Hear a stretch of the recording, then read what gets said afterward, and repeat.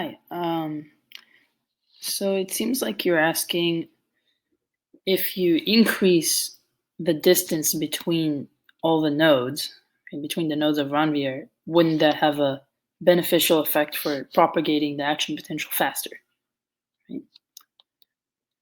And so there's actually a couple of factors that go into it that would that are the reason why there is a limit, and you don't want the gap to be too large.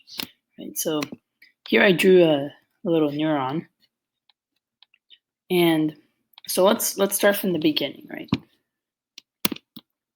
So here in the soma of the neuron, right, and we have the dendrites right here, and so the neuron gets an input from all the dendrites, and eventually the membrane potential within the neuron gets high enough to activate these voltage gated sodium channels.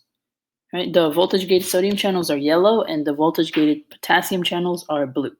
So when you activate the voltage-gated sodium channels, okay, then a bunch of sodium, right, sodium yellow, rushes into the cell and starts traveling down the axon. Right? So as it travels, it encounters resistance. So it can encounter axonal resistance, which is resistance within the axon. Right? So eventually the sodium ions, as they travel down here, they're slowing down. Right? They're slowing down, they're dissipating, and they, depending on how much myelination you have on the axon, they may even leak out of the axon. Right?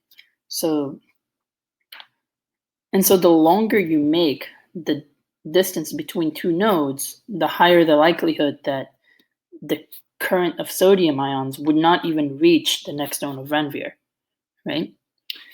And so in order to actually activate the next node of Ranvier, right, you have to have enough membrane potential here for the membrane potential to be high enough to activate these sodium channels, which lead to more sodium coming in. And now this sodium that came here and this sodium is pushing forward here. So the action potential is really accelerating as you move down every node of Ranvier. They kind of add up. Okay, so this node of Ranvier, these two nodes of Ranvier were pretty close to each other. So now if we increase the distance between them, we can see here that maybe this myelination is not sufficient to actually get the current to go all the way to this node, right? The current might dissipate by this point, and when it gets here, the membrane potential is not positive enough to activate these sodium channels, and the action potential will simply die off. So that's the first part of the question, right? And the second part, you were asking if between different organisms, if there's different distances between nodes of Ranvier. And I'm sure there is. Actually, there's also differences between different types of fibers just within our body. For example, maybe if you look at peripheral nerve fibers, there is different fibers have different levels of myelination on them, right? They have different diameter of their axons too.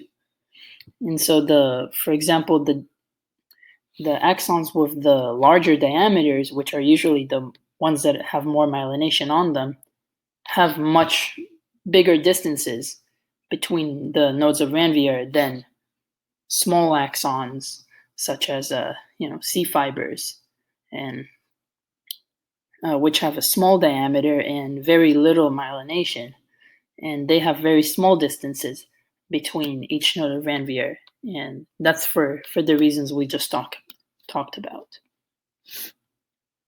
I hope this helps, and if you have further questions, I'm here to answer, so you can just message me.